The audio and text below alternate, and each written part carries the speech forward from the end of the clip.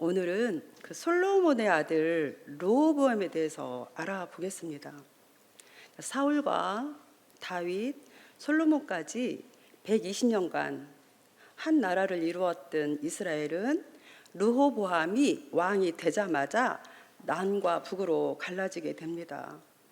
나라가 남과 북으로 갈라지게 된 직접적인 원인은 솔로몬의 죄 때문이라고 성경은 기록하고 있습니다. 화면 보고 한번 읽어보실까요? 열왕기상 11장 11절에서 12절 말씀입니다. 시작.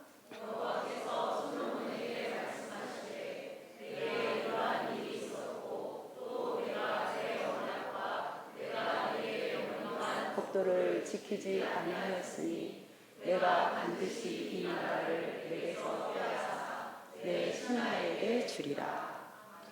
그러나 내 아버지 다윗을 위하여 내 세대에는 이 일을 행하지 아니하고 내 아들의 손에서 빼앗으려니와. 이렇듯 솔로몬의 죄 때문에 나라가 갈라지게 되겠다고 이렇게 말씀하십니다.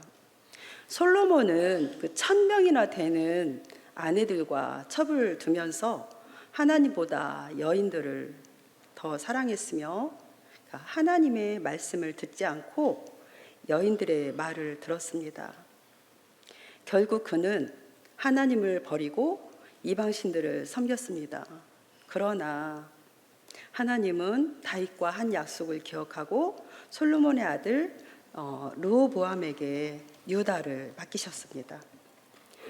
르호보암은 솔로몬을 이은 단 하나의 자식임을 볼 수 있는데 그나마 그는 어리석은 자였습니다. 르호보암이 41세에 왕으로 등극하여 17년을 다스리게 되는데 솔로몬이 죽자마자 남과 북으로 갈라집니다.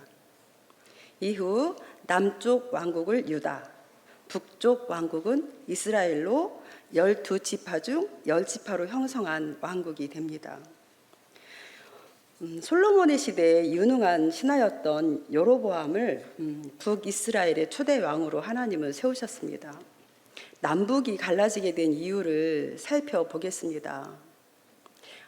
르호보암이 세겜에 있을 때 애굽으로 도망갔던 여로보암이 무리들의 요청에 의해서 이스라엘을 이끌고 르호보암에게 옵니다.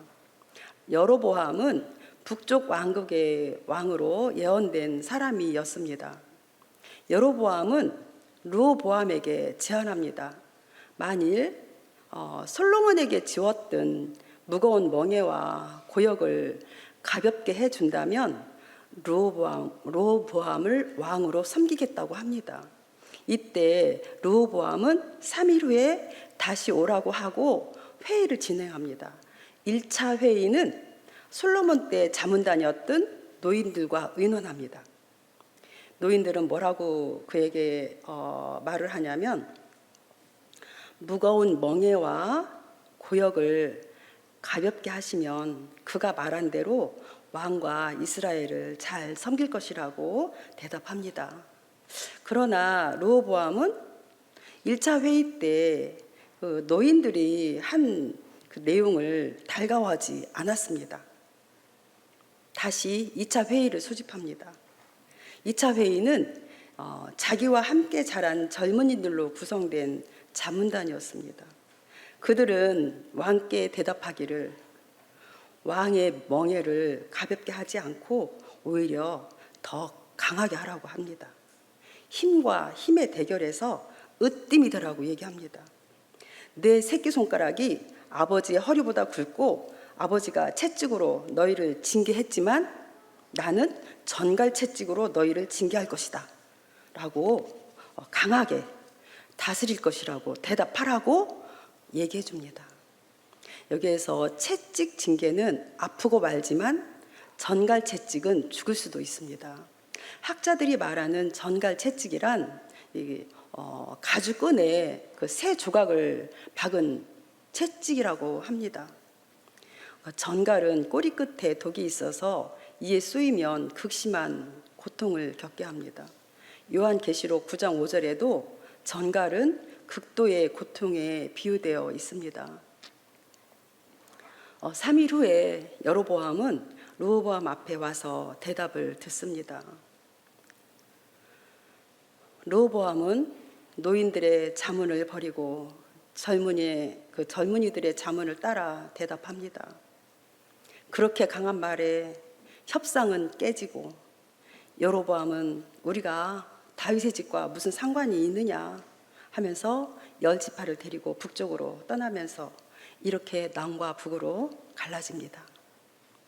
그러니까 원로들의 그 충정 어린 자문이 노련한 경험에서 나온 지혜로운 것이었음에 반해서 젊은이들의 조언은 아첨으로 가득 찼으며 젊은 왕의 혈기를 충동질하기에 적절했습니다. 만일 르호보암이 원로들의 조언을 따랐다면 불만을 품은 백성들은 반역의 구실을 잃게 되었을 것이고 르호보암 자신은 왕국 분열을 조장하는 범죄를 피할 수 있었을 것입니다.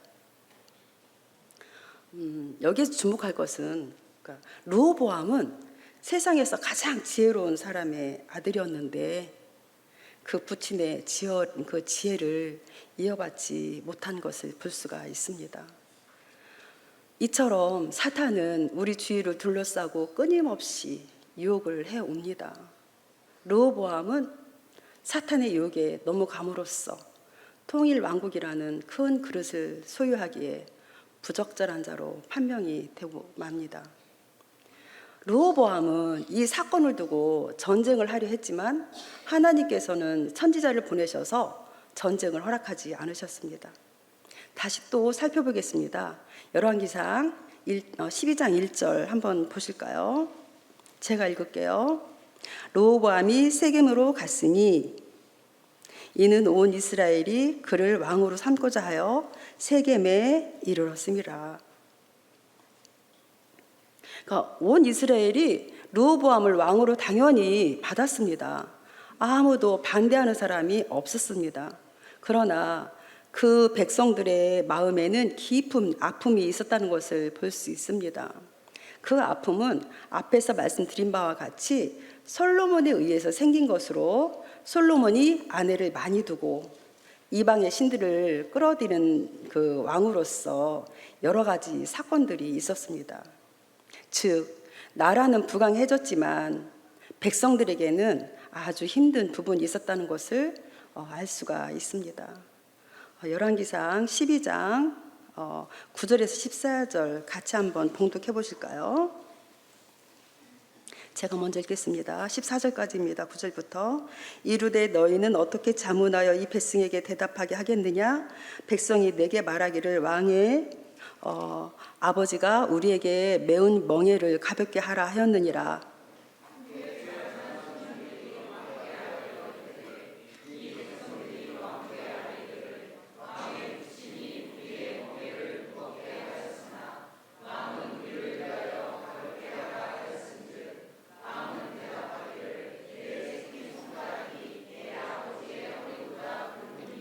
내 아버지께서 너희에게 무거운 멍에를 매게 하였으나 이제 나는 너희의 멍에를 더욱 무겁게 할지라. 내 아버지는 채찍으로 너를 징계하였으나 나는 전갈 채찍으로 너희를 징계하리라 하소서.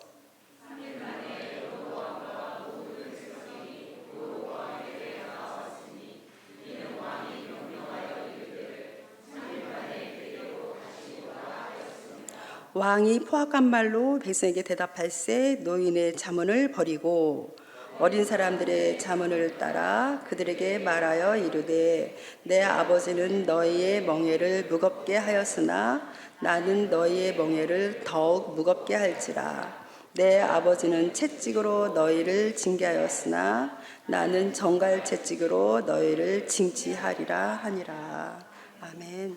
오늘 읽을 말씀 중에 등장하는 단어가 있는데 무엇일까요? 딱 들어오는 단어. 멍에. 멍에라는 단어입니다. 멍에라는 뜻은 짐이라는 뜻을 가지고 있는데 이 멍에란 말씀이 계속 반복되고 있습니다. 이것은 나라는 부강했지만 백성들의 삶이 매우 어려웠다는 것을 보여줍니다. 한 나라의 그 통치자에 의해서 백성들의 삶이 어려웠다고 기록하고 있습니다. 이 백성들이 하나님께 인간 왕을 달라고 요구했던 그들에 의해서 하나님은 왕을 허락하셨습니다. 즉 인간 왕을 구한 대가가 고통을 겪는 것으로 이어집니다. 사울, 다윗, 솔로몬에 의해서 나라의 기틀은 세우고 나라는 부강해졌지만 백성들의 상관은 아무런 상관이 없었다는 현실을 보게 됩니다. 사무엘상 8절 5절에 보면 제가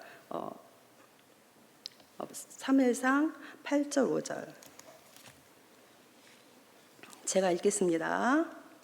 그에게 이르되 보소서 당신은 늙고 당신의 아들들은 당신의 행위를 따르지 아니하니 모든 나라와 같이 우리에게 왕을 세워 우리를 다스리게 하소서 한지라. 그러니까 백성들은 말합니다. 다른 나라와 같이 우리에게도 왕을 달라고 요청합니다. 이때 하나님은 말씀하십니다. 사무엘상 찾아보시겠습니다. 8장 10절에서 17절 같이 읽으실게요. 사무엘상 419장입니다. 구약성경 사무엘상 8장 10절에서 17절.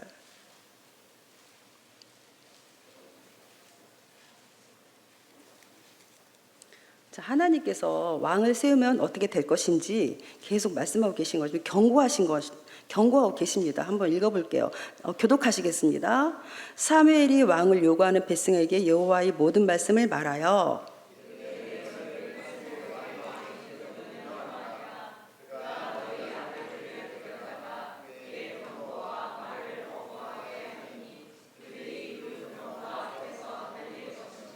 그가 또 너희의 아들들을 천부장과 오십부장을 삼을 것이며 자기 밭을 갈게 하고 자기 추수를 하게 할 것이며 자기 무기와 병거의 장비도 만들게 할 것이며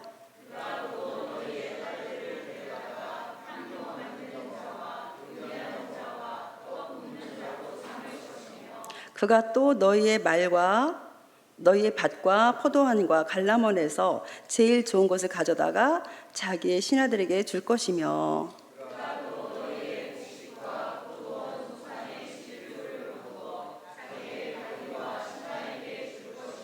그가 또 너희의 노비와 가장 아름다운 소년과 나귀들을 끌어다가 자기 일을 시킬 것이며 너희의 양떼의 10분의 1을 거두어 가리니 너희가 그의 종이 될 것이라. 아멘. 이렇게 하나님께서 말씀하십니다. 계속 말씀하시면 뭐라고 말씀하셨어요? 그러니까 인간 왕을 세우면 너희는 이렇게 될 거야 라고 좀 경고하셨습니다. 너희가 세운 왕이 너희의 아들들을 데려다가 자기의 군사로 삼을 것이다. 너희가 세운 그 왕이 너희 딸들을 데려다가 자기의 음식하는 자로 세울 것이다. 너희가 세운 그 왕이 너희 포도원의 가장 좋은 것을 세금의 명목으로 다 가져갈 거야. 결국 너희가 세운 그 왕 때문에 너희는 그의 종이 될 것이다 라고 경고하십니다. 그래도 괜찮겠니? 라고 하나님이 물으시는 것입니다. 그때 이스라엘은 뭐라고 대답하나요? 아까 오전에 목사님 말씀하셨죠. 웃게 다니면 안 된다고, 들리지가 않는다고. 이분들도 지금 들리지가 않았던 거예요. 괜찮습니다. 우리가 그 왕의 종이 돼도 괜찮습니다. 저 이방 민족처럼 왕을 세워주소서. 왕. 그렇다면 지금까지 이스라엘의 왕이 없었나요?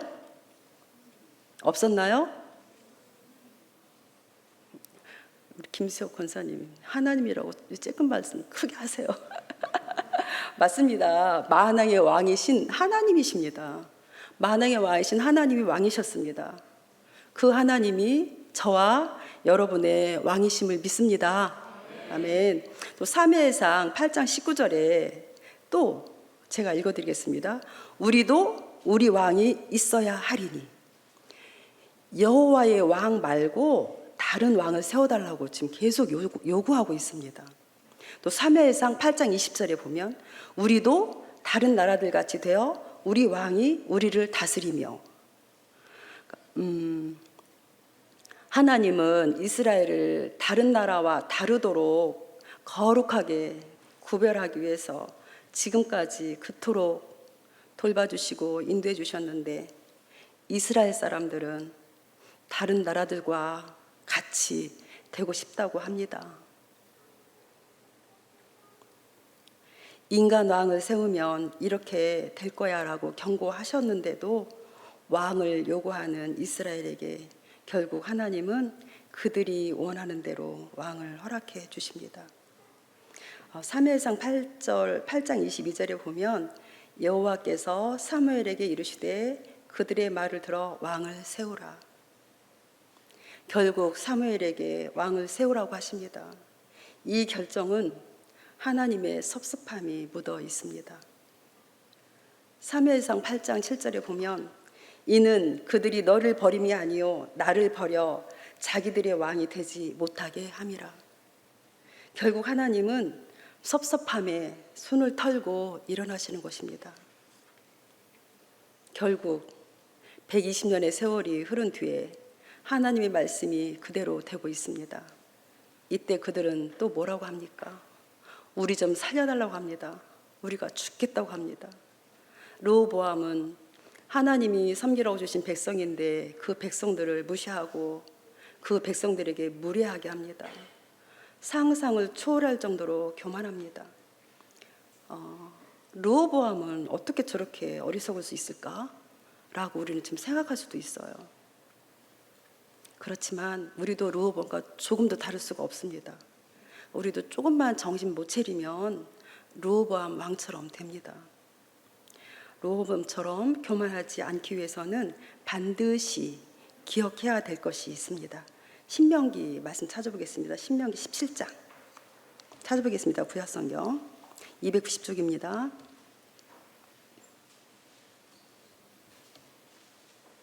18절에서 19절 다 같이 읽으시겠습니다. 찾으셨죠? 시작.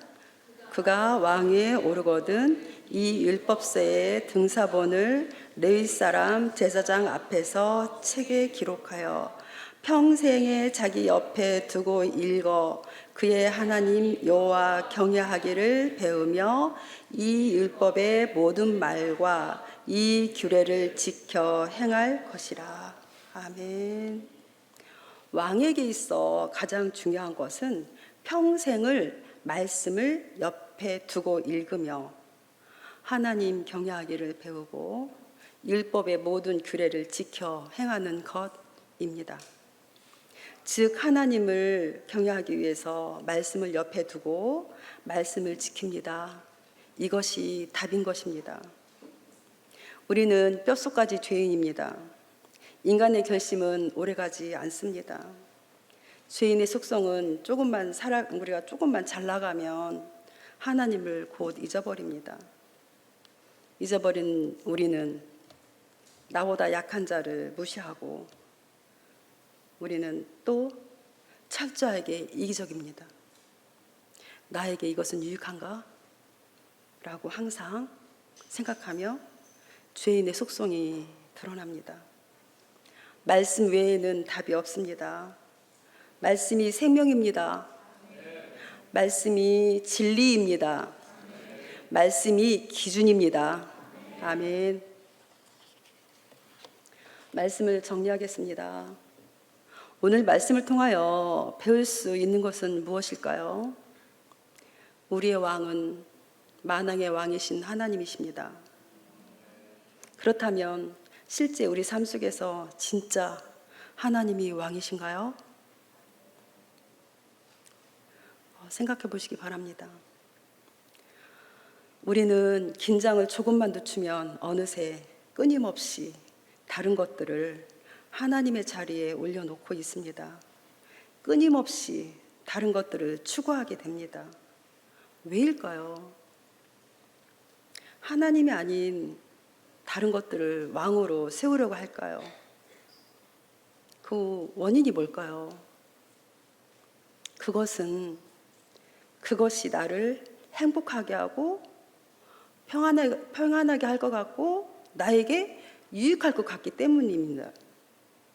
그럴 때 어떠한 결과를 가져다 줄까요? 자신들에게 유익을 가져다 줄 것 같았던 왕이 잠시 후에 어떻게 되었습니까? 무거운 멍에가 되었습니다. 우리가 하나님을 왕으로 인정하지만 우리의 삶에 다른 것을 왕으로 추구한다면 잠시 후에 그것은 엄청난 고통이 될 것이고 무거운 멍에가 될 것입니다. 우리가 왕으로 존중했던 그것에 종이 되어 있는 것을 보게 될 것입니다. 우리 삶 속에서 물질이 왕이 되지 않게 해야 합니다. 자녀가 왕이 되지 않게 해야 합니다. 세상이 왕이 되지 않게 해야 합니다. 우리의 왕은 오직 하나님 한 분뿐입니다. 우리가 만왕의 왕이신 하나님의 통치하에 온전히 거할 때 하나님의 말씀이 우리를 이끄셔서 우리의 삶은 전환점이 될 것이며 세상이 주지 못하는 의와 희락과 평안을 누리게 될 것입니다.